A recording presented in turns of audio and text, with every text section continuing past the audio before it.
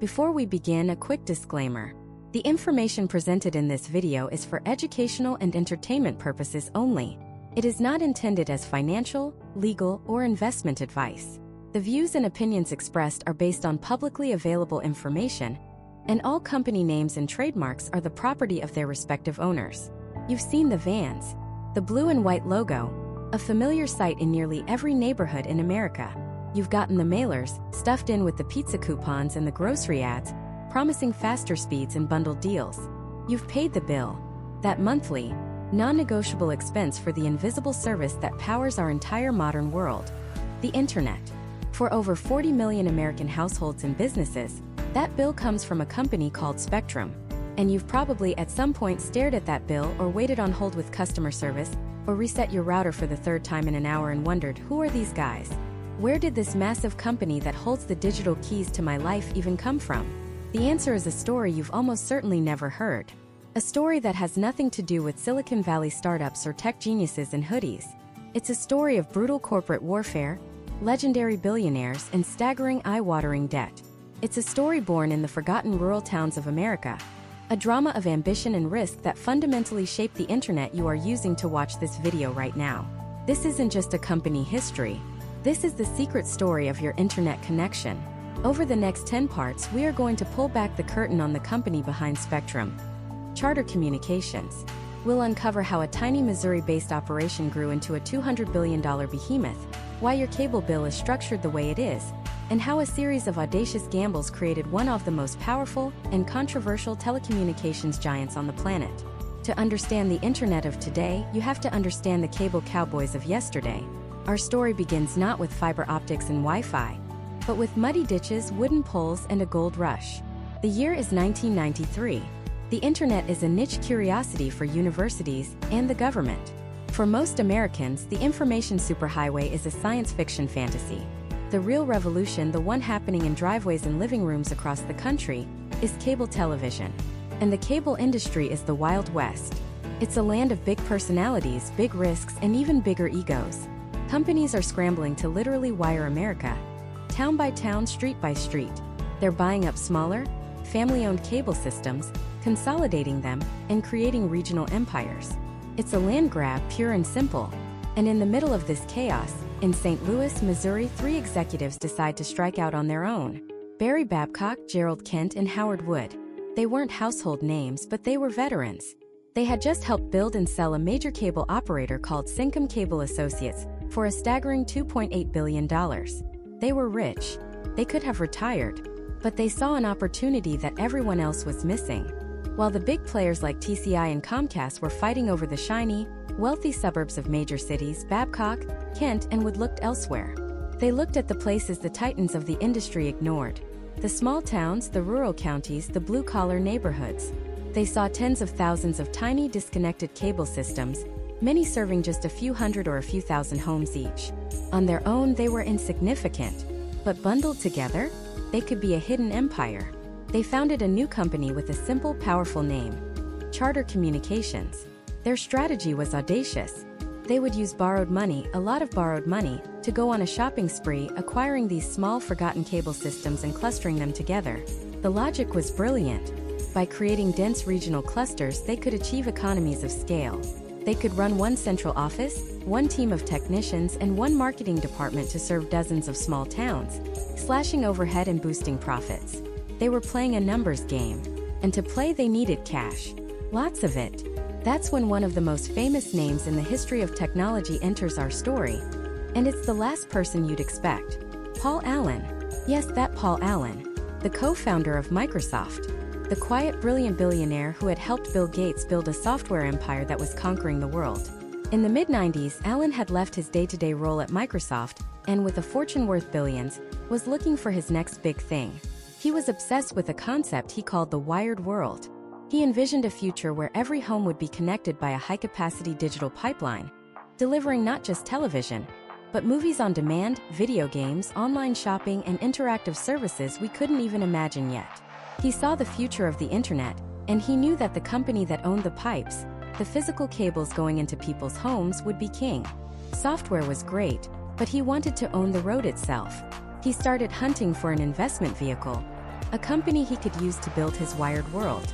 He looked at the big players, but they were too established, too slow. Then he heard about the three guys in St. Louis, these upstarts at Charter Communications. They were nimble, they were aggressive, and their strategy of clustering rural systems was perfectly aligned with his vision. It was a match made in high finance heaven. In 1998, Paul Allen invested $4.5 billion to acquire a controlling interest in Charter Communications. Let me say that again. $4.5 billion. Overnight, a relatively unknown Midwestern cable company became the personal obsession of one of the richest, most visionary men in the world. With Paul Allen's war chest behind them, Charter went from a regional player to a national predator. The acquisition spree went into hyperdrive. The mandate from Allen was clear: grow and grow fast. Forget about profits for now. Just buy everything. Every small cable system that wasn't nailed down was a target. In 1998 alone, they spent hundreds of millions on acquisitions. In 1999, they dropped over $3 billion to buy Falcon Cable, adding another million subscribers. Then they spent nearly $4 billion to acquire Bresnan Communications. The deals were relentless, dizzying in their scale and speed. In just 2 years, from 1998 to 2000, Charter's subscriber base exploded from 1 million to over 6 million. They were borrowing billions, leveraging the company to the hilt, all in a mad dash to become one of the biggest cable providers in the United States before anyone knew what hit them. They were following the classic land grab playbook. Acquire the territory first, figure out how to profit from it later. Wall Street loved it. The dot-com bubble was in full swing, and any company associated with the internet and technology was golden. Charter's stock soared. Paul Allen was hailed as a genius, a visionary who was building the infrastructure of the 21st century. The company was a rocket ship, fueled by ambition and an endless supply of other people's money. On the surface, it was an incredible American success story. A small startup transformed into a powerhouse, connecting forgotten corners of the country to the digital age. But underneath the shining exterior, deep in the company's balance sheets, a fatal flaw was growing. The debt. The mountains and mountains of debt used to fund this explosive growth were becoming unsustainable. Every new acquisition added another billion, another few hundred million to the pile. The company was a marvel of engineering, but its financial foundation was built on quicksand. They were building Paul Allen's wired world on a house of cards, and a slight breeze was coming that threatened to bring the entire empire crashing down. That breeze arrived in the spring of 2000. It didn't have a name at first, just a feeling. A sudden chill in the air of Silicon Valley. The digital gold rush, where companies with no profits and nonsensical business plans were valued in the billions, suddenly stopped. The music died. The Nasdaq, that high-flying index of tech darlings, began a descent so steep it looked like it had fallen off a cliff. The dot-com bubble had burst. And for a company like Charter, which had bet its entire future on the infinite growth of the digital world, this wasn't just a breeze. It was the leading edge of a hurricane. Paul Allen's vision of a wired world was predicated on one simple idea: that the internet was the future, and that demand for high-speed access would be limitless. He wasn't wrong, but he was disastrously early. The services that would truly require that much bandwidth, streaming video, cloud computing, massive online gaming, were still years away. In the meantime, the companies that were supposed to be Charter's biggest customers, the dot-coms that were going to fill those fiber optic pipes with content and advertising dollars, were vanishing overnight. Pets.com, Webvan, Cosmo. They became punchlines, cautionary tales of hubris and irrational exuberance. For Charter, the fallout was immediate and brutal. The company's stock, which had been a Wall Street favorite, began to plummet. It fell from over $25 a share to $10, then to $5. Then it became a penny stock, trading for less than $1. Paul Allen, one of the world's richest men, watched as over $7 billion of his personal investment in Charter evaporated into thin air. The house of cards wasn't just wobbling, it was collapsing in on itself. But the stock price was only the most visible symptom of the disease. The real killer was the debt. That $21 billion monster that Charter had taken on to fuel its acquisition spree didn't care about the dot-com crash. It didn't care about stock prices or visionary rhetoric. It just needed to be fed with massive regular interest payments. With ad revenue drying up and investor cash disappearing, the pressure inside Charter's St. Louis headquarters became immense. The mandate from the top was simple and impossible: keep growing, no matter what. Wall Street has a relentless, insatiable appetite for growth. Every 3 months, a public company has to stand before the world and report its numbers. How many new subscribers did you add? How much did your revenue increase? If the numbers are good, your stock goes up. If they're bad, you're punished. For a company as fragile and indebted as Charter, a bad quarter wasn't just an embarrassment. It was an existential threat. It could trigger clauses in their loan agreements, spook their creditors, and start a death spiral from which they could never recover. And so, faced with this incredible pressure, a small group of top executives made a fateful decision. If they couldn't find real growth, they would simply invent it. It started small, as these things always do. A little fudge here, a creative interpretation there. But soon it metastasized into a full-blown systematic conspiracy to defraud investors, Wall Street, and the American public. The scheme was both deceptively simple and deeply cynical. The most important metric for a cable company was its subscriber count. It was the number everyone watched. So the executives at Charter focused their efforts on artificially inflating that number. How did they do it? In a number of ways. They began by deliberately delaying the disconnection of customers who had canceled their service.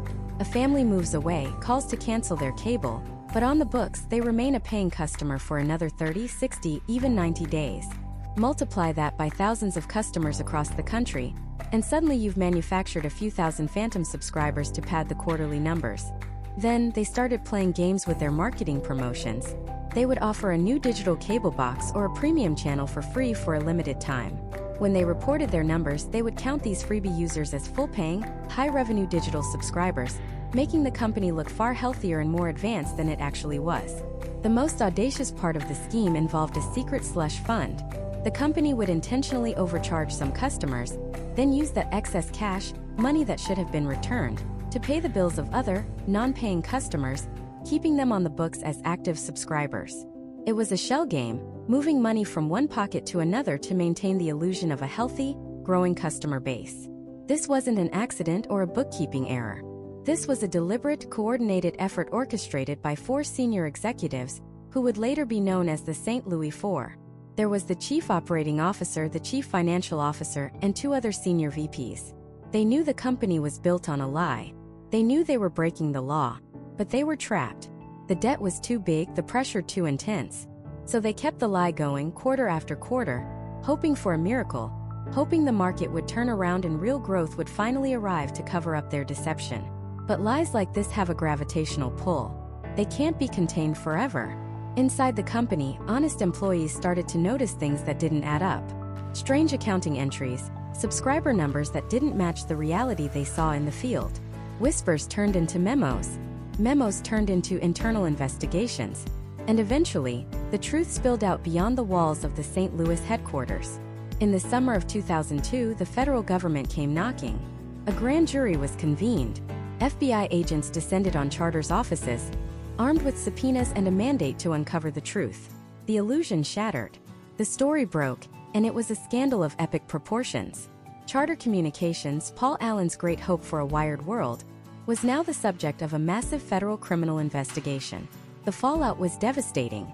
The company was forced to admit that it had intentionally overstated its subscriber numbers by at least 17,000. While that might not sound like a huge number for a company with millions of customers, it was the lie that mattered more than the number itself. It proved that the company's leadership could not be trusted. It confirmed every fear investors had. The stock, already decimated, fell even further, becoming effectively worthless. For the St. Louis Four, the game was over. They were indicted by a federal grand jury on multiple counts of wire fraud and conspiracy. The trial laid bare the mechanics of the deception, the secret meetings, the doctored reports, the frantic efforts to hide the truth from auditors. In the end, all 4 were convicted. They traded their corner offices for prison cells, their executive bonuses for federal time. Justice, it seemed, had been served. The bad apples had been removed. But the problem was, the rot went far deeper than just 4 executives. Their fraud wasn't the cause of Charter's problems. It was a symptom of a much larger disease. A disease born of reckless ambition and a mountain of debt so large it distorted all rational decision-making. And with its reputation in tatters, its stock worthless, and its former leaders heading to prison, Charter was still left with the original, unsolvable problem: $21 billion of debt. The scandal was over, But the fight for survival was just beginning. The company was on life support, hemorrhaging cash, and its creditors were beginning to circle. The question was no longer how Charter would conquer the digital future, but whether it would even have a future at all. The weight of $21 billion is almost impossible to comprehend. It's more than the entire GDP of countries like Jamaica or Iceland. For Charter Communications in 2009, it was a corporate death sentence. A mountain of debt so vast it blocked out the sun, casting a permanent shadow over every decision, every employee, every customer. This wasn't just a company having a bad quarter. This was a complete systemic failure. The frantic, debt-fueled acquisition spree of the past decade had finally come home to roost. The bill was due, and the corporate wallet was empty. Filing for Chapter 11 bankruptcy on March 27, 2009, was the ultimate admission of that failure. But in the brutal world of high finance, bankruptcy isn't always the end. Sometimes it's a weapon. Charter's leadership, along with Paul Allen, didn't just walk into court and surrender. They came with a plan, a pre-packaged bankruptcy. This wasn't a desperate, last-minute plea. It was a calculated, high-stakes gambit negotiated in secret for months with their major creditors. The idea was to perform radical surgery on the company's balance sheet in the controlled environment of a courtroom, rather than letting it bleed out in the open market. The deal they presented to the judge was audacious. They asked to wipe out $8 billion of debt, poof, gone, in exchange for giving those same creditors a massive ownership stake in the new reorganized company. It was a bitter pill for Paul Allen to swallow. His once dominant control, for which he'd invested over $7 billion of his personal fortune, would be diluted down to about 35%.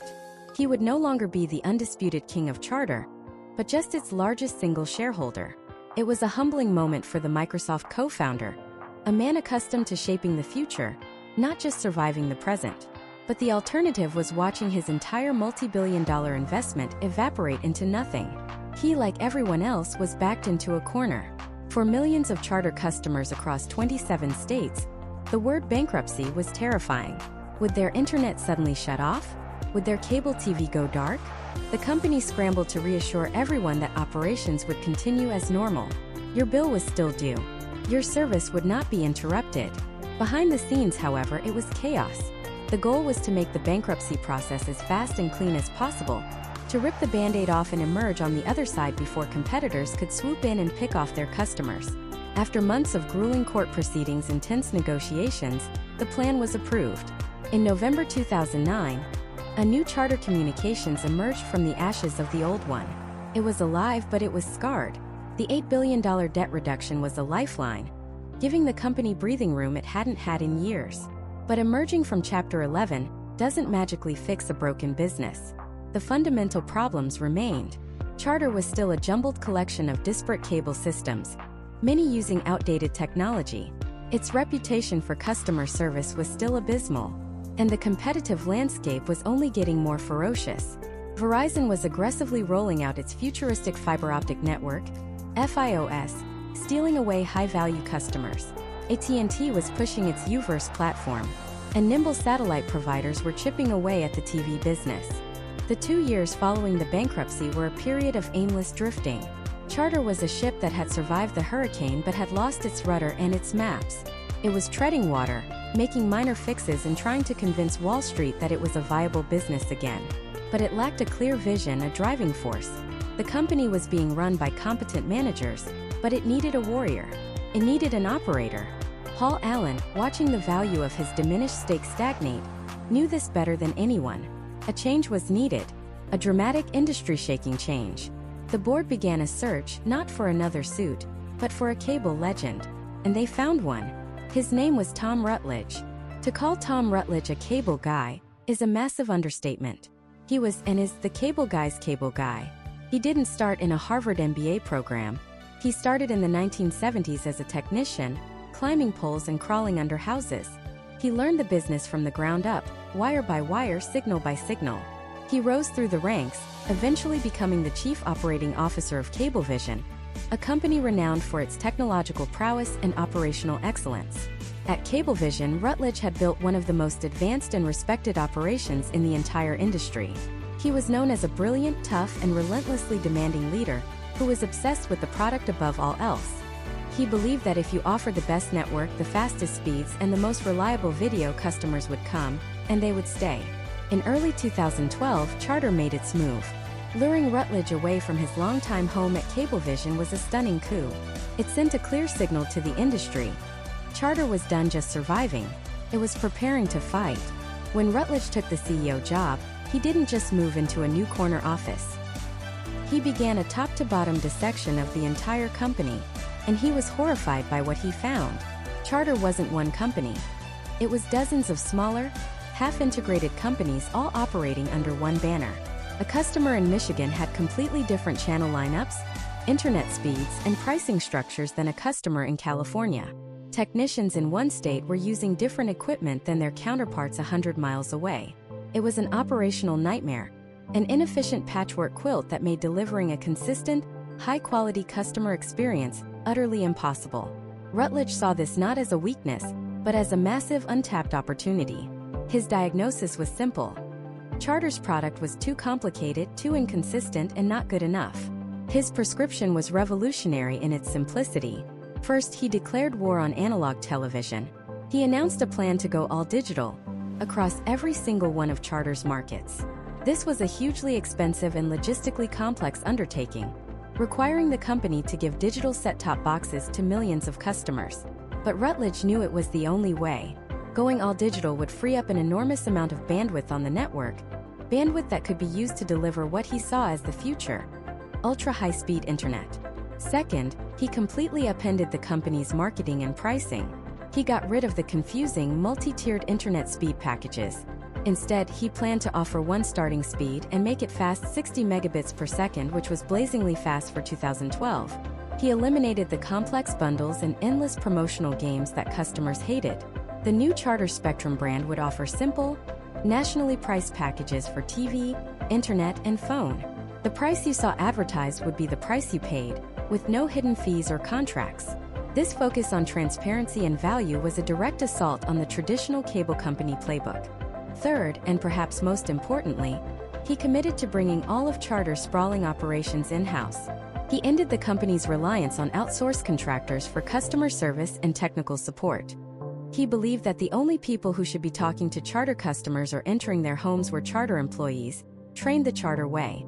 It was a massive investment in people and infrastructure, a bet that improving the core customer experience would pay off in the long run by reducing churn, the rate at which customers leave. This wasn't just a new strategy. It was a new corporate religion, and Tom Rutledge was its fiery preacher. He was rebuilding the company from the inside out, standardizing every process, every product, every single customer interaction. The goal was to transform Charter from a bumbling, disjointed giant into a sleek, efficient, operational machine. But this transformation would cost billions of dollars and take years to complete. And all the while, the clock was ticking. Competitors were not standing still. The world of media was changing at a dizzying pace. Rutledge's plan was bold, it was visionary, but it was also a monumental gamble. He wasn't just trying to fix Charter. He was preparing it for a much, much bigger war. He was building an army because he had his eyes on an empire. And that empire had a name: Time Warner Cable. To understand the sheer audacity of this target, you have to understand what Time Warner Cable, or TWC, was in the mid-2010s.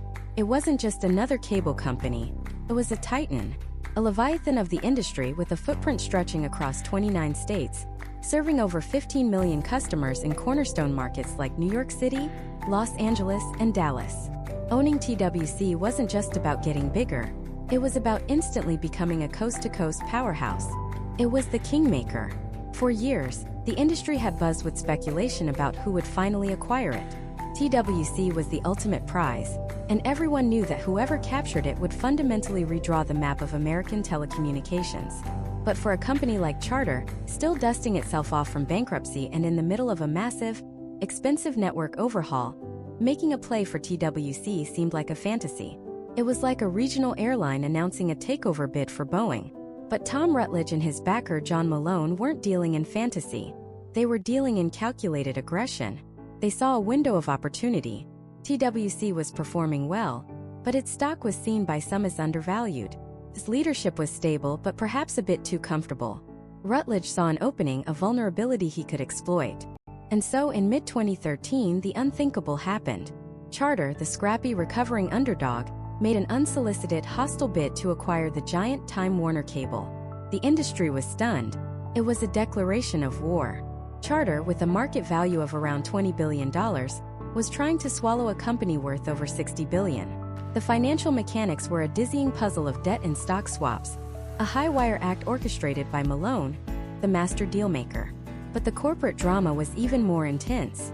TWC's CEO, Rob Marcus, immediately and publicly rejected the offer. He called it a grossly inadequate lowball bid. He went on television and essentially accused Rutledge and Malone of trying to steal the company. The battle became personal and very public. Rutledge fired back, releasing letters to the press, arguing that TWC's management was entrenched and failing to maximize shareholder value. He claimed his team, the team that was turning Charter around, could do a much better job. It was a classic corporate raider playbook, executed with brutal efficiency. For months, the two companies were locked in a war of words. A high-stakes negotiation played out on the pages of the Wall Street Journal and on the airwaves of CNBC. Charter kept inching its offer up, and TWC kept swatting it away. Rutledge was the relentless pursuer, and TWC was the prize that refused to be caught. And then, just when it seemed like a stalemate, a much larger shadow fell across the battlefield. Another player, the biggest of them all, decided it wanted the prize for itself. In February 2014, Comcast, the #1 cable operator in the United States, swooped in. They went over Charter's head and struck a friendly deal directly with Time Warner Cable's board. The offer was for $45 billion, a number that Charter simply could not match. It was a knockout blow. Rutledge's audacious campaign was over. The David versus Goliath story had ended the way it usually does in the real world. Goliath won. The media narrative was set. Comcast, the undisputed king of cable, was about to get even bigger, creating a mega company that would control nearly a third of the entire U.S. pay TV market and, more importantly, over half of the country's high-speed broadband connections. For Charter, it was a bitter defeat. They had fought a brilliant, aggressive fight, but in the end, they were simply outgunned. The war was over, or so it seemed, because in the world of corporate mega-mergers, the deal isn't done until the government says it's done. And the proposed Comcast-TWC merger immediately set off alarm bells in Washington, D.C. This wasn't just about one cable company buying another. This was about creating a gatekeeper with unprecedented power over the future of the American Internet. Regulators at the Federal Communications Commission and the Department of Justice looked at the numbers and saw a monopoly in the making. A combined Comcast-TWC wouldn't just be the pipe that delivered internet to tens of millions of homes. It would also be a massive content owner through its NBC Universal division. This created a terrifying scenario for competitors. Imagine you're a new streaming service like a fledgling Netflix or Hulu. To reach your customers, you need to go through Comcast pipes. But Comcast also owns rival content and could have every incentive to slow down your service or charge you exorbitant fees to reach its customers, all while prioritizing its own shows and movies. The fear was that this new behemoth could kill competition, stifle innovation, and ultimately harm consumers with higher prices and fewer choices. The public outcry was swift and loud. Consumer advocacy groups, writers' guilds, and tech companies mobilized in opposition. Netflix, which had its own public battles with Comcast over connection speeds, came out swinging, arguing that the merger would give Comcast an unfair advantage and the power to charge arbitrary interconnection tolls. Comcast, for its part, launched one of the most expensive and sophisticated lobbying campaigns Washington had ever seen. They spent tens of millions of dollars, hired an army of lobbyists, and argued that the merger was actually pro-consumer. They promised faster internet speeds, better service, and more innovation. They pointed out that Comcast and TWC didn't directly compete in any single market, so technically, no competition was being eliminated. It was a clever argument, but it missed the bigger picture. The real concern wasn't about local competition for cable TV. It was about national control over the internet's backbone. The battle raged for more than a year. It was a political and legal war fought in the halls of Congress, in regulatory filings thick as phone books, and in the court of public opinion. The Department of Justice interviewed dozens of executives from across the media and tech landscape, from Disney to Discovery to Google. They were building a case, and the picture that emerged was deeply troubling. The sheer scale of the proposed company gave it leverage over everyone. Slowly but surely, the tide began to turn against the deal. The FCC chairman, Tom Wheeler, signaled he had serious concerns. Staff at the Justice Department indicated they were leaning towards recommending the deal be blocked. The political pressure was immense. The dream of a Comcast-TWC empire was crumbling under the weight of regulatory scrutiny. Finally, in April of 2015, 14 months after the deal was announced, Comcast saw the writing on the wall. Facing a certain lawsuit from the government that they were unlikely to win, they did the unthinkable. They walked away. They terminated the merger agreement. The $45 billion deal was dead. The news sent shockwaves through the industry. The giant had been slain, not by a competitor, but by the referees. For Comcast, it was a humiliating public defeat. For the opponents of the merger, it was a monumental victory for competition and the open internet. And for Tom Rutledge and Charter Communications, it was something else entirely. It was a miracle. The prize they had fought for, the prize that had been snatched from their grasp, the empire they so desperately wanted, was suddenly, impossibly, back on the table. The war wasn't over. It was just beginning. And this time, Charter was the only serious bidder left standing. The army Rutledge had been building now had a clear path to victory, and he was not about to let this second chance slip away. The collapse of the Comcast deal wasn't a defeat for Tom Rutledge. It was a vindication. For over a year, he had been the Cassandra of the cable industry, warning anyone who would listen that a Comcast-Time Warner cable behemoth was too big, too powerful, and too anti-competitive to ever survive the scrutiny of Washington. He had told them it would fail. And he was right. As the smoke cleared from the wreckage of the failed merger, Rutledge saw not a disaster, but the single greatest opportunity of his career. The prize, Time Warner Cable, was wounded, exhausted from the regulatory battle and back on the market. And this time there was no $80 billion gorilla in the room. Charter, under the guidance of Rutledge and the financial backing of John Malone, didn't hesitate. They didn't even wait for the dust to settle. While the ink was still drying on Comcast's withdrawal announcement, Charter's war room was already buzzing. The first attempt to buy Time Warner Cable had been a hostile takeover, an aggressive assault that ultimately failed. This second attempt would be different. It would be a negotiation, a partnership, a vision for a new kind of cable company. But it was also going to be bigger, bolder, and far more complex than anyone imagined. Because Rutledge wasn't just coming for Time Warner Cable anymore. He had a second target in his sights. A smaller, but strategically vital player named Bright House Networks. Bright House was a peculiar entity. It was the nation's sixth largest cable operator. But it was privately held and operated in a strange symbiosis with Time Warner Cable. They shared programming contracts, technology, and engineering resources. Their territories, primarily in Central Florida, Alabama, Indiana, Michigan, and California, were like puzzle pieces that fit perfectly alongside Time Warner's map. Acquiring Time Warner without Bright House would be like buying a car, but leaving the keys with someone else. You could do it, but it would be messy and inefficient.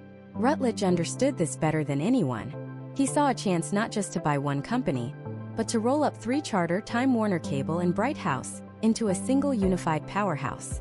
It was an audacious plan. A three-way merger of this scale was almost unprecedented. The total price tag would be astronomical. A staggering $78.7 billion for Time Warner Cable and another $10.4 billion for Bright House. This wasn't just a deal. It was the creation of an empire. On May 26, 2015, just 1 month after the Comcast deal officially died, the announcement shook the industry. Charter Communications would acquire Time Warner Cable and Bright House Networks. The combined entity, to be known as New Charter, would serve nearly 24 million customers across 41 states, making it the second-largest broadband provider and third-largest pay-TV provider in the United States, trailing only Comcast and AT&T. The deal was structured brilliantly. It offered Time Warner Cable shareholders a combination of cash and stock in the new company, giving them a taste of the upside that Rutledge and Malone were promising. It was a sweeter, friendlier offer than the hostile bid of years past. It was an invitation to build something new together. But getting the shareholders to agree was the easy part. The real battle, the one that had killed the Comcast deal, would be fought in the halls of power in Washington, D.C. The Department of Justice and the Federal Communications Commission would have the final say. Rutledge knew that his entire strategy depended on convincing regulators of one simple, powerful idea. We are not Comcast. This became the central mantra of their lobbying effort. Where Comcast was a sprawling media conglomerate, owning not just the pipes but also the content that flowed through them through its ownership of NBC Universal, Charter was a pure-play connectivity company. Their argument was clean. We don't own the movie studio. We don't own the broadcast network. Our business is simple: to provide the fastest, most reliable broadband connection to your home. We are not a gatekeeper of content. We are the builders of the gate. This distinction was crucial. The fear with Comcast was that they would use their control over broadband to favor their own content, to make streaming NBC shows faster while slowing down Netflix, for example. Charter, by contrast, could credibly claim to be an unbiased platform. To bolster this claim, Rutledge and his team came to the table not with demands, but with promises. They proactively offered a slate of pro-consumer commitments that were designed to address every single fear the regulators had. First, they pledged that for at least 7 years, the new company would not implement any data caps or usage-based pricing for its broadband service. This was a massive concession. At a time when data caps were seen as the next big revenue stream for internet providers, Charter was taking them off the table entirely. It was a direct shot at their competitors and a huge win for consumers who were increasingly streaming video and gaming online. Second, they committed to upholding the principles of net neutrality, regardless of what the courts decided in ongoing legal battles. They promised not to block or slow down any lawful content, and not to create internet fast lanes for companies willing to pay more. They were effectively volunteering to be regulated under the very rules the rest of the industry was fighting tooth and nail. Third, and perhaps most importantly, they focused on the digital divide. Charter promised to build out its network to 2 million additional homes, with 1 million of those in areas currently served by a competitor, injecting new competition into the market. They also pledged to create a new, low-cost broadband option for low-income families and seniors, a program that would become known as Spectrum Internet Assist. This wasn't just about business, it was about public interest. They were framing the merger not as a corporate consolidation, but as a public good, a private enterprise solution to the national problem of connecting underserved communities. Behind the scenes, the chess master John Malone was working his magic. Through his holding company Liberty Broadband, he was the financial architect of the deal, ensuring the massive financing was in place. Malone, the so-called cable cowboy, had a legendary reputation in both Wall Street and Washington. He was known for his complex deal structures and his long-term vision. His presence gave the deal an aura of inevitability and financial solidity. The lobbying effort was surgical and relentless. Charter executives met with hundreds of officials, consumer advocacy groups, and politicians. Their message was consistent: this merger will create a stronger competitor to Comcast. It will lead to more investment, better service, and pro-consumer policies. They painted a picture of a duopoly, with a newly strengthened Charter as the only company with the scale and resources to truly go head-to-head with the giant from Philadelphia. Blocking the deal, they argued, would inadvertently strengthen Comcast's dominance. It was a masterclass in corporate diplomacy. By anticipating regulatory concerns and offering solutions before they were even demanded, Charter flipped the script. Instead of being seen as another greedy corporation looking to crush competition, they positioned themselves as a catalyst for it. For nearly a year, the regulatory review dragged on. The FCC received thousands of public comments. Competitors and critics raised alarms about the new company's potential market power. But Rutledge's strategy held firm. The commitments they had made were too substantial to ignore. They had given the regulators everything they wanted. Finally, in May of 2016, almost exactly 1 year after the deal was announced, the verdict came in. The Department of Justice and the Federal Communications Commission officially approved the mergers. The green light was given. New Charter was born. The conditions attached to the approval were strict, essentially locking in the promises Charter had already made. The ban on data caps, the net neutrality commitment, the low-income broadband program, they were all now legally binding. But it didn't matter. Rutledge had his prize. He had outmaneuvered Comcast, navigated the treacherous waters of Washington, and pulled off one of the largest and most complex corporate consolidations in American history. He had taken the number 4 cable company and, in a single move, transformed it into a titan. The 3 companies, Charter, Time Warner Cable, and Bright House, were now legally one. A new name, Spectrum, was chosen to be the consumer-facing brand for this new coast-to-coast behemoth. The war for territory was over. The map had been redrawn. But as the champagne corks popped, a new, more daunting challenge loomed. Rutledge had successfully acquired 2 massive, sprawling companies, each with its own technology, its own billing systems, its own company culture, and its own union workforces. He had won the war, but now he had to govern the empire. And integrating these disparate pieces into a single seamless machine would prove to be a battle of a completely different kind. The ink on the merger documents was barely dry, but for Tom Rutledge, the celebration was already over. He now stood atop a mountain of his own making, a colossal entity of 25 million customers spread across 41 states. But this mountain wasn't solid granite. It was a precarious pile of mismatched parts. He had Time Warner Cable, a sprawling bureaucratic behemoth with a reputation for customer service that was, to put it mildly, legendary for all the wrong reasons. He had Bright House Networks, a smaller, well-regarded operator, but one with its own unique infrastructure and way of doing things.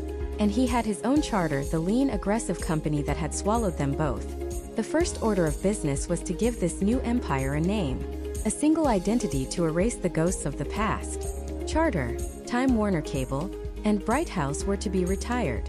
The new brand, the one that would be plastered on every van, every bill, and every technician's uniform, was Spectrum. The name was meant to evoke a wide range of possibilities, a full spectrum of services. But more than that, it was a declaration of intent. This wasn't just a new logo, it was supposed to be a new philosophy. Rutledge promised an end to the labyrinthine pricing and promotional games that had infuriated cable customers for decades. The new Spectrum would offer simple, straightforward packages for TV, internet, and phone. No more haggling. No more surprise price hikes when your one-year deal expired. It was a bold, consumer-friendly promise, a direct shot at the industry's most hated practices. On the surface, it was a marketing masterstroke. But behind the scenes, it was a logistical nightmare of epic proportions. Imagine trying to merge the IT systems of three massive, distinct companies. Time Warner Cable's billing system didn't talk to Charter's. Bright House's customer relationship software was incompatible with everyone else's. Technicians in Los Angeles, who had spent their careers working on Time Warner's network architecture, were now being told to follow procedures developed in Charter's headquarters in Stamford, Connecticut. A customer calling for help in Orlando, a former Bright House territory, might have their call routed to a center in Texas that was still using old Charter software, with a representative who had no idea what kind of cable box that customer even had. It was like trying to assemble a car using parts from a Ford, a Toyota, and a BMW. Nothing fit. The simple act of sending a customer a correct bill became a Herculean task. Millions of accounts had to be migrated from old systems to a new unified platform. The process was riddled with errors. Customers reported being charged for services they didn't have, or losing services they had paid for. Internet speeds, which Rutledge had promised would be upgraded across the board, were suddenly inconsistent as networks were physically and digitally stitched together. The promise of a simple, streamlined Spectrum was, for many customers in those first few months, a chaotic mess of incorrect bills, endless hold times, and frustrating service calls. While customers were feeling the external friction of this massive integration, employees were experiencing the internal whiplash. The cultures of the three companies were starkly different. Charter was Rutledge's creation. Lean, aggressive, and intensely focused on operational efficiency and cost-cutting. Time Warner Cable, by contrast, was a more traditional, layered corporation with deeply entrenched departmental silos. Bright House had a more family-like, customer-centric culture. Now they were all one. And in the world of corporate mergers, synergy is the polite word for layoffs. Thousands of jobs deemed redundant were eliminated. If you had 3 corporate accounting departments, you only needed 1. 3 heads of marketing, you only needed 1. The cuts were swift and deep, primarily hitting back office and corporate positions. It was a brutal but, in the cold calculus of Wall Street, necessary part of making the $60 billion deal work. The goal was to strip the new company down to its operational core, remaking the entire workforce in the image of Rutledge's original charter. But there was one part of this inherited empire that couldn't be so easily reshaped: the unions. Specifically, the International Brotherhood of Electrical Workers, the IBEW. Charter itself was largely a non-union shop, but Time Warner Cable was not. And in the biggest media market in the country, New York City, about 1,800 of its field technicians were members of the powerful IBEW Local 3. These were the workers who climbed the poles in a blizzard, who descended into manholes, who ran the physical lines that connected Manhattan's skyscrapers and Brooklyn's brownstones. They had a contract, negotiated with Time Warner Cable, that guaranteed them certain wages, benefits, and working conditions. Tom Rutledge now inherited that contract, and he hated it. From his perspective, the union contract was a relic. It was inefficient. It protected underperformers. It dictated work rules that limited management's flexibility. And most critically, it included a pension and medical plan that he considered financially unsustainable. His vision for Spectrum was a single standardized company. He wanted all his technicians, whether they were in St. Louis, Dallas, or New York City, to be on the same pay scale, with the same 401k plan, and under the same set of work rules. The existence of a powerful union local with a separate, gold-plated deal, as management saw it, was a direct threat to that vision. It created a class system within his own workforce and undermined his authority to run the company as he saw fit. The IBEW Local 3 saw things very differently. They had fought for decades to secure those benefits. The pension wasn't a gift. It was deferred compensation they had earned. The medical plan was a promise made to them, a promise that they could take care of their families. They looked at Rutledge's proposed changes, the elimination of the pension in favor of a 401k, the increase in employee contributions to healthcare, and they didn't see modernization. They saw a corporate raider who had just spent billions to buy the company and was now trying to pay for it on the backs of his most experienced workers. They saw a direct assault on their livelihood and their future. The existing contract was set to expire in the spring of 2017. As the integration chaos swirled and the new Spectrum brand was rolled out, a different kind of storm was gathering in New York. Negotiations began. Charter's management, led by Rutledge, put their offer on the table. It was, in their view, a generous one, offering wage increases but demanding the union move to the company-wide 401k and benefits plan. It was a take-it-or-leave-it proposition, a line in the sand. The company was not just negotiating a contract, it was trying to break a model it refused to accept. For the union, this wasn't a negotiation. It was a declaration of war. They had seen this playbook before.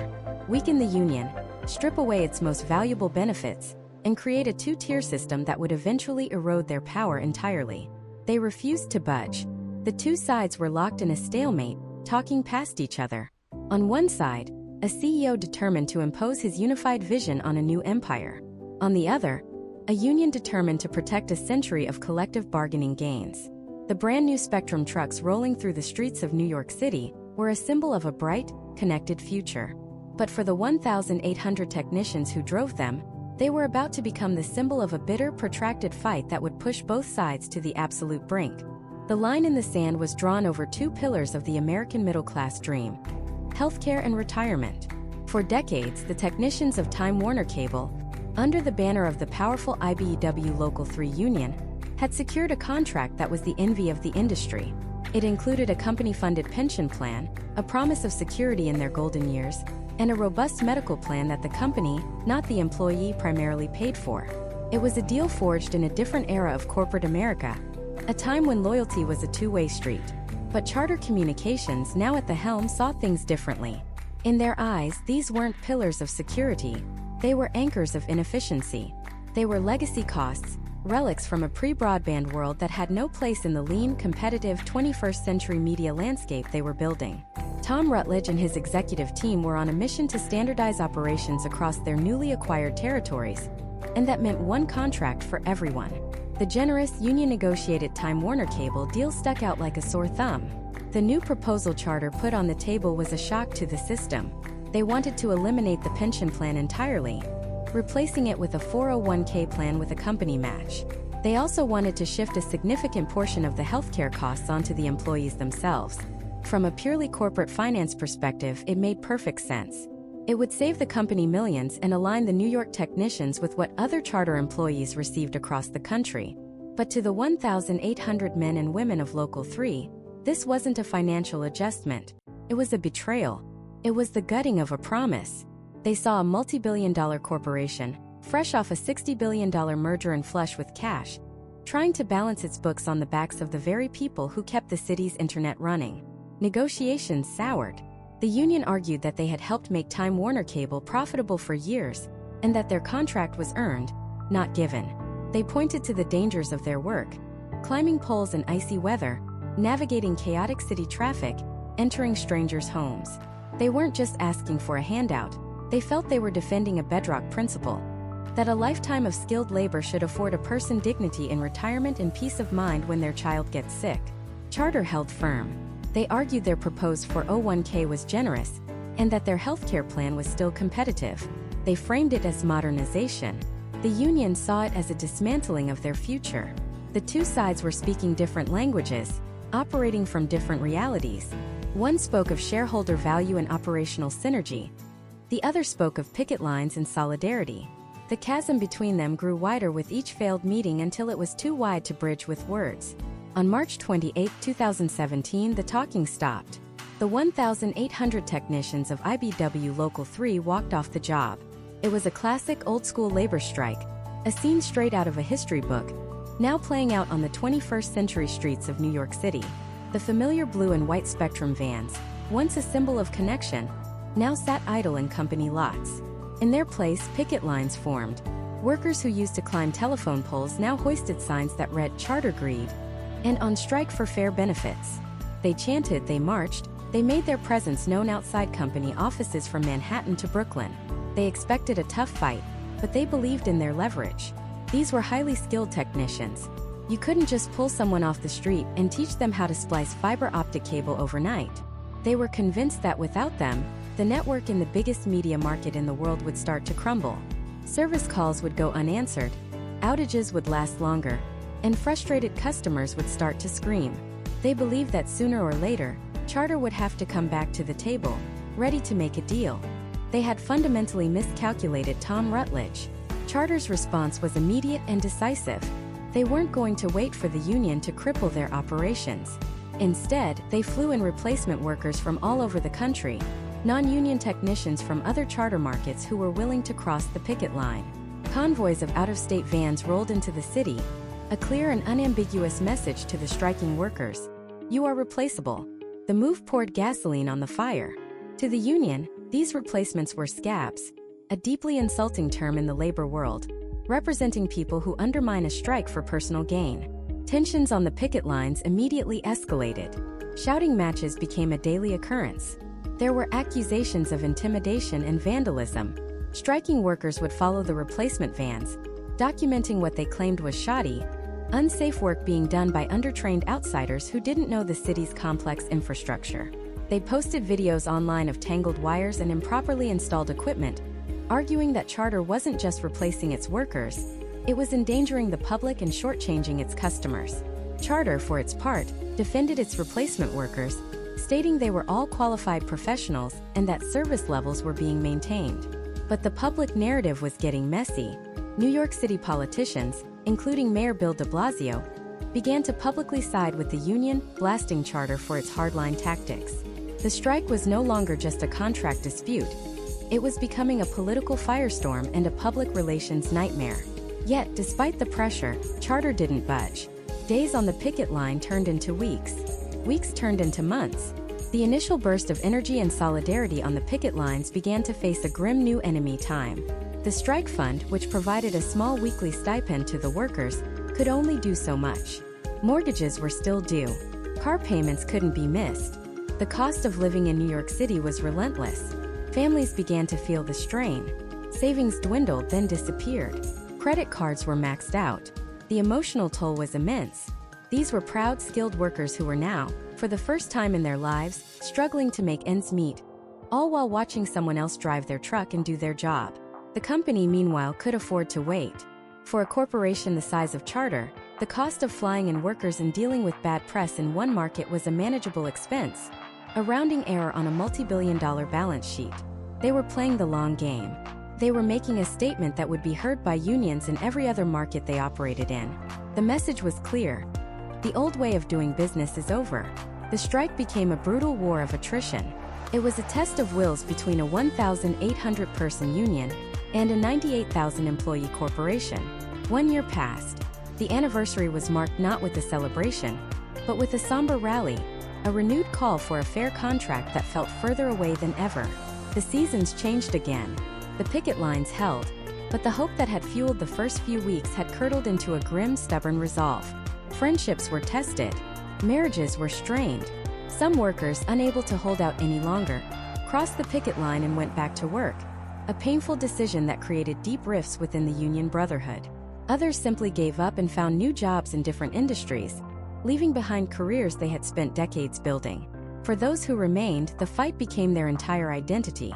It was a daily struggle for what they believed was the soul of their profession.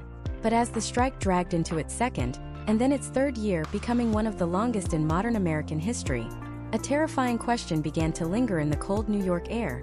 A question whispered on the picket lines and debated over dinner tables. What if we never win?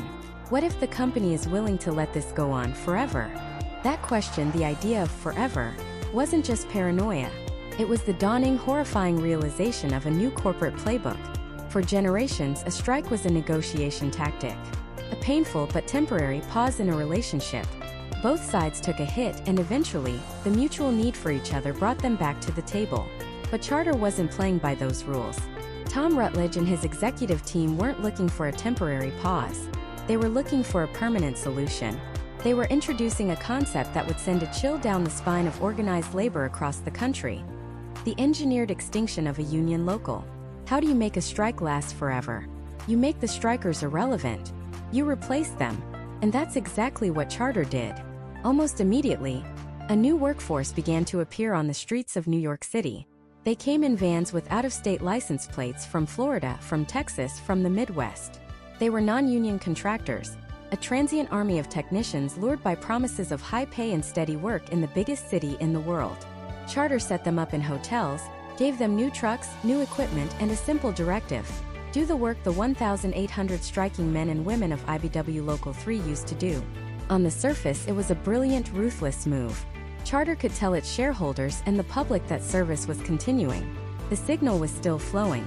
But on the streets, a different story was unfolding. The men on the picket lines, the veterans of Local 3, knew the city's complex web of wires and nodes like the back of their hands. They knew the history of every building, the quirks of every junction box, the hidden dangers lurking behind a wall in a pre-war apartment. They didn't just have technical skill. They had institutional knowledge, a living library of experience built over decades. The replacements had none of that. They were armed with GPS and a work order. They were strangers in a strange land, trying to navigate a system of unimaginable complexity. And the results were immediate and disastrous. Customer complaints skyrocketed. Wait times for a service call stretched from days into weeks. Simple repairs turned into multi-day ordeals. Stories began to flood social media and local news outlets. A technician who couldn't figure out why a whole apartment building had lost its connection, only for a resident to point out the line had been cut by a snowplow a week earlier. A contractor who drilled straight through a family's living room wall, missing a water pipe by inches. Wires left dangling over sidewalks, junction boxes left wide open to the rain and snow.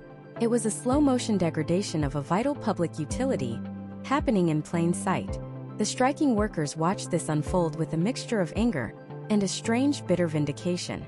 They saw the shoddy work, the unsafe conditions, and they knew, this is what happens when you value cost-cutting over craftsmanship.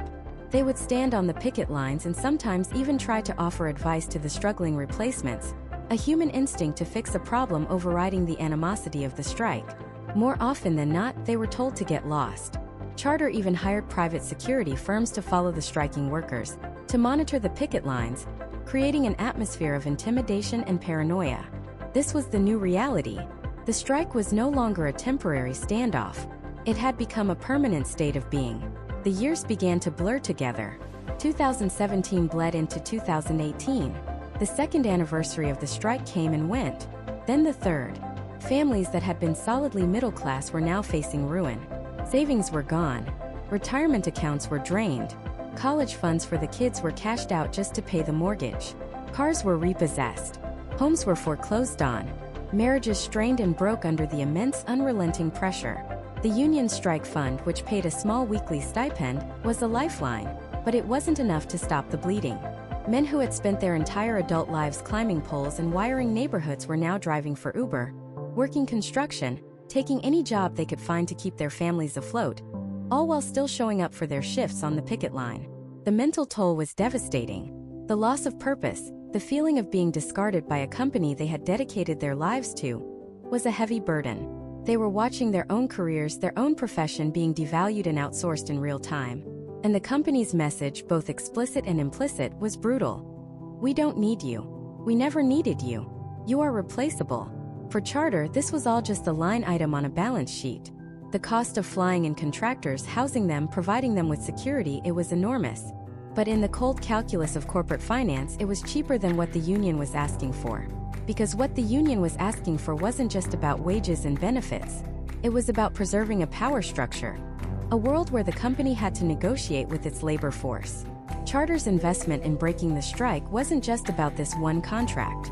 It was a multi-million-dollar message to every other union employee in the company, and to every union in the telecommunications industry. This is what happens when you fight us. We will not bend. We will not break.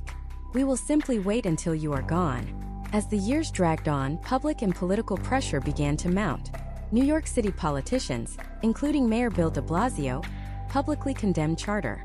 The New York State Public Service Commission, the body that regulates utilities, began fining the company millions for failing to meet its franchise obligations, particularly its promise to build out its network to underserved communities. But Charter treated the fines as just another cost of doing business. They paid them and moved on undeterred. The company was a titan, a multi-billion-dollar entity. It could absorb the fines. It could absorb the bad press. It could absorb the cost of the replacement workers. The one thing it seemed it couldn't absorb was the idea of a fair contract with IBEW Local 3.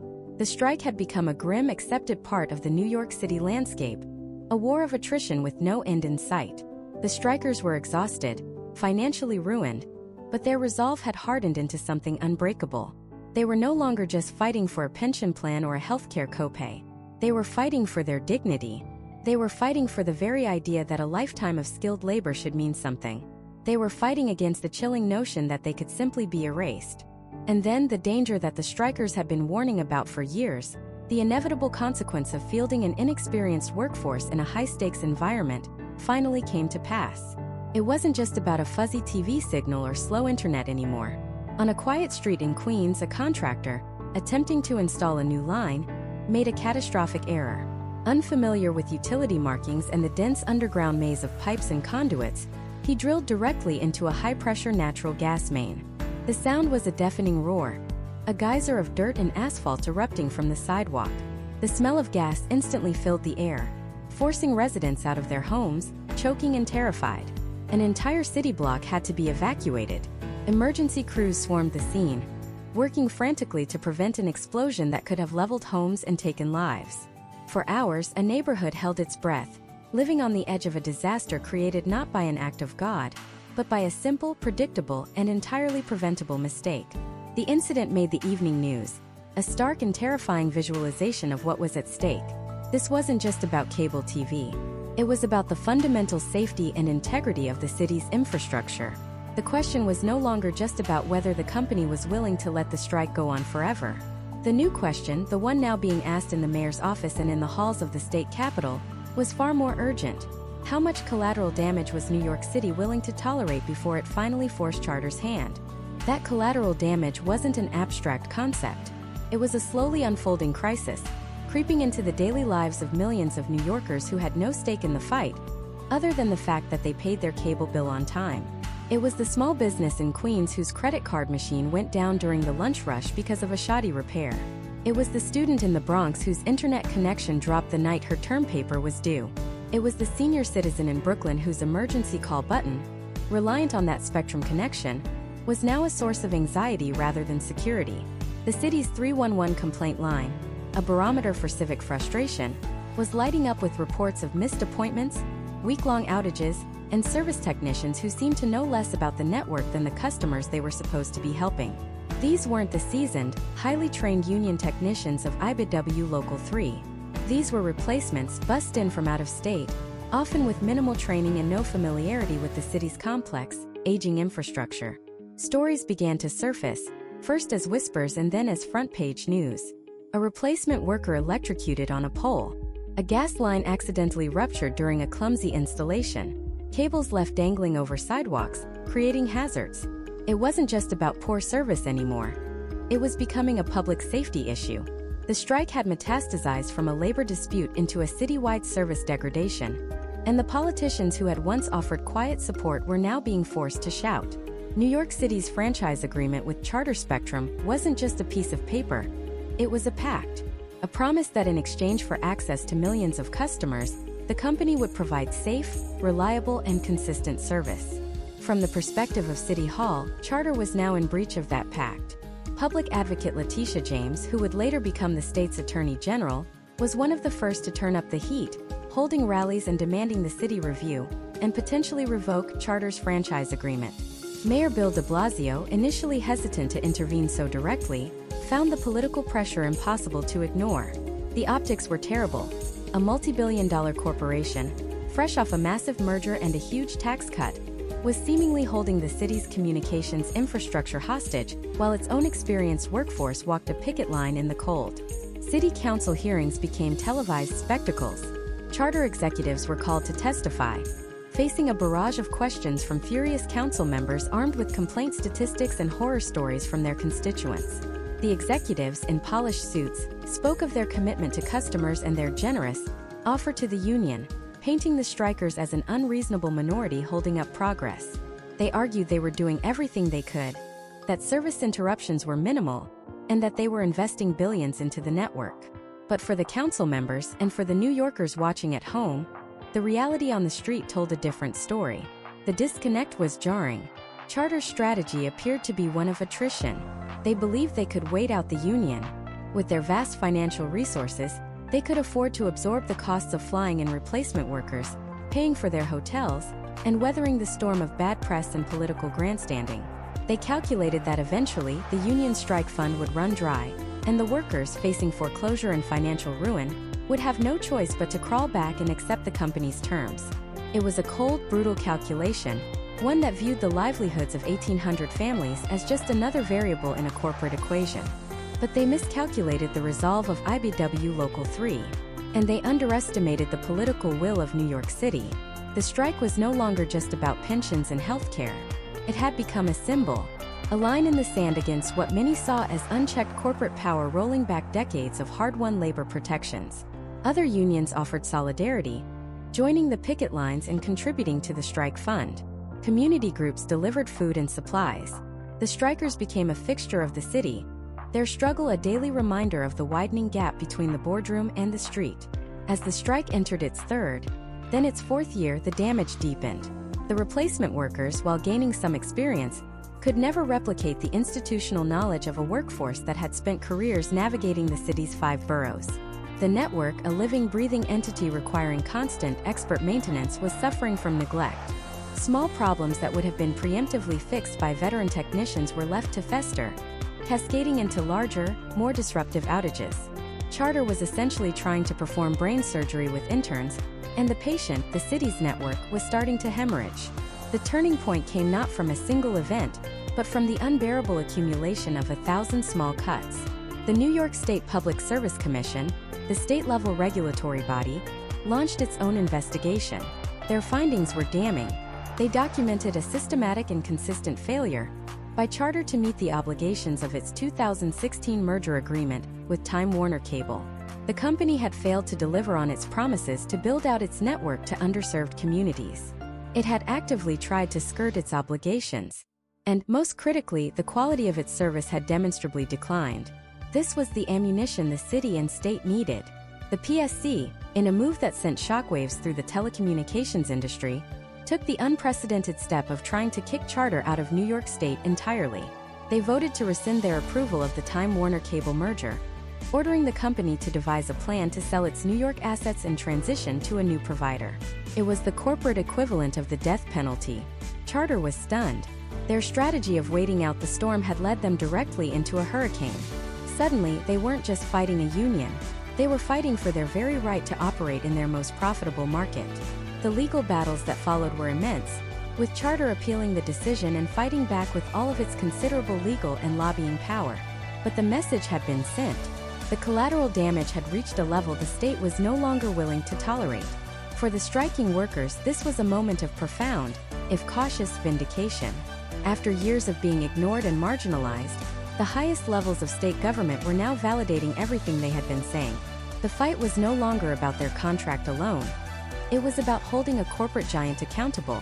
Yet, even with this monumental victory, they were not back at work. Their families were still struggling.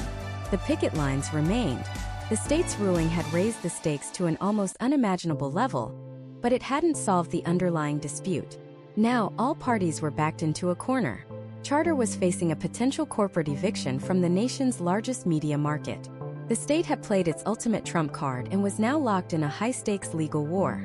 And the 1,800 members of IBW Local 3, the men and women at the heart of it all, were entering their 5th year on strike, their endurance stretched to the absolute limit.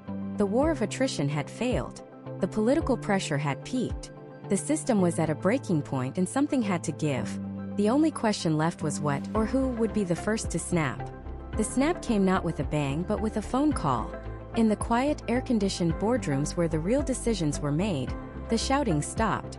The public posturing, the angry press releases, the on-screen tickers, it all fell away, replaced by the hushed, pragmatic calculus of mutual destruction. Both Disney and Charter were bleeding. Disney was losing millions in affiliate fees and, more importantly, was blacking out its crown jewel ESPN during the peak of college football season and the US Open. A cardinal sin in sports broadcasting.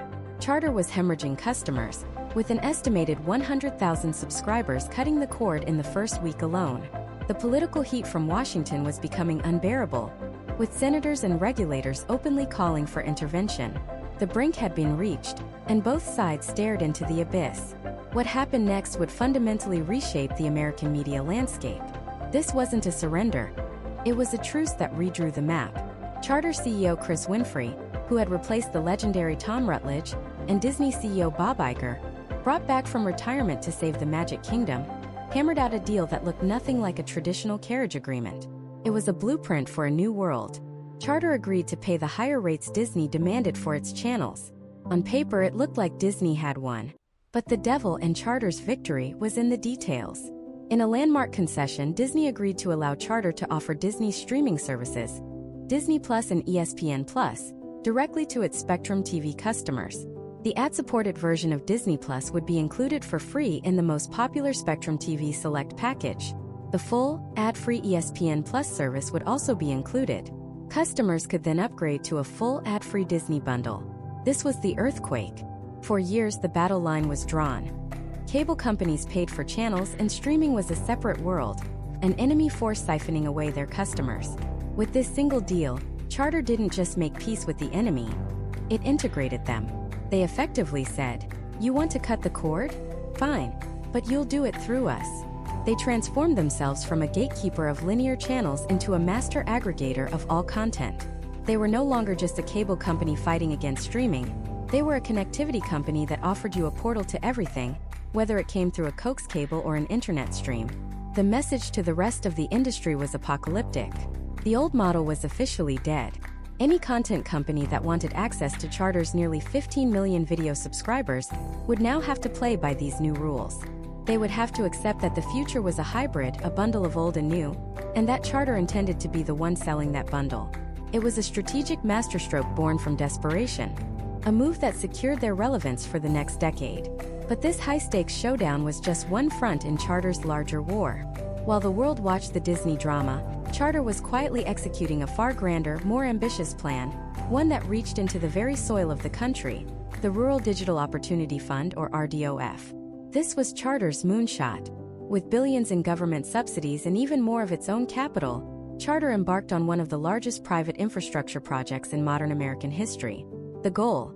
To lay hundreds of thousands of miles of fiber optic cable and bring high-speed internet to over 1 million unserved and underserved homes and businesses, primarily in rural America. This wasn't just about connecting a few remote farms. This was a monumental undertaking. It meant drilling through bedrock in the Appalachian Mountains, stringing cable across vast, empty stretches of the Great Plains, and navigating the dense forests of the Pacific Northwest. It was a logistical nightmare of permits, pole rights, and backbreaking labor. But for Charter, it was a strategic necessity. While competitors focused on dense, profitable urban cores, Charter was planting its flag in the forgotten corners of the map. They were building a fortress in areas where no one else dared to go, creating a new, captive customer base that would be loyal for generations, simply because there was no alternative. They were not just a company. They were becoming a core utility, as essential as power and water, woven into the fabric of the nation.